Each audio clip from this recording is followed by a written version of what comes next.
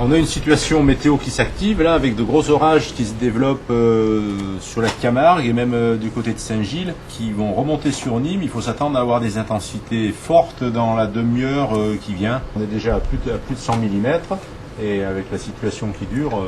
Une alerte de vigilance Météo France vient d'activer la cellule de surveillance Espada créée par la ville de Nîmes pour gérer les épisodes pluvieux orageux à risque d'inondation.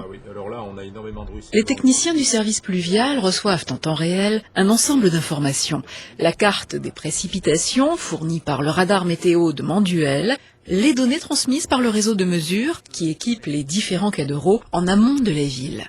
L'analyse de ces informations permet ainsi d'adapter à chaque instant les moyens d'intervention nécessaires pour faire face à une éventuelle crise. Donc actuellement, on a quand même des intensités assez importantes. Le dernier relevé qu'on a, on est quand même à 14 mm sur demi-heure. Il faut être très prudent d'envoyer des équipes surveiller la voirie et se préparer au barriérage, au moins dans les secteurs centre-ville et l'ouest, qui seront sur le passage des orages. Okay. Aujourd'hui, le dispositif Espada veille sur la sécurité des Nîmois en anticipant les risques de crue, ce qui permet de gagner du temps et de mieux gérer les situations critiques. Parce qu'en plus, les gens manquent d'informations, ils paniquent un peu, est-ce qu'il faut aller chercher les enfants à l'école ou pas? Vous voyez, bon, il y a tout un contexte qui fait qu'il est absolument indispensable de s'attacher à ce volet information. La création d'Espada est une des nombreuses actions engagées par la ville de Nîmes depuis la catastrophe du 3 octobre 1988 qui prit complètement au dépourvu la population et devait entraîner des dégâts considérables. Des torrents en pleine ville, vision d'apocalypse pour les Nîmois surpris dès le réveil.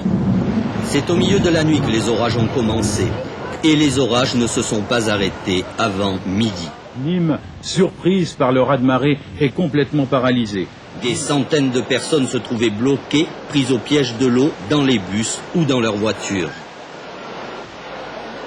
Dès 8 heures, les bas quartiers étaient inondés et le périphérique bloqué.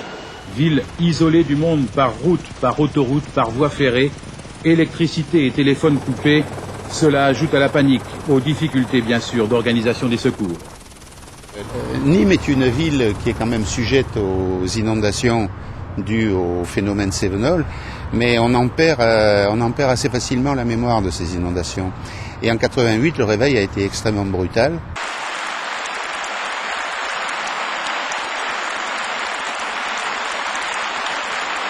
88, c'est quelque chose d'épouvantable, mais qui était vraiment exceptionnel dans la mesure où il y a eu la conjonction de deux masses d'air qui se sont rencontrées, une venant de l'océan et l'autre de la Méditerranée, pile pratiquement à la verticale de Nîmes.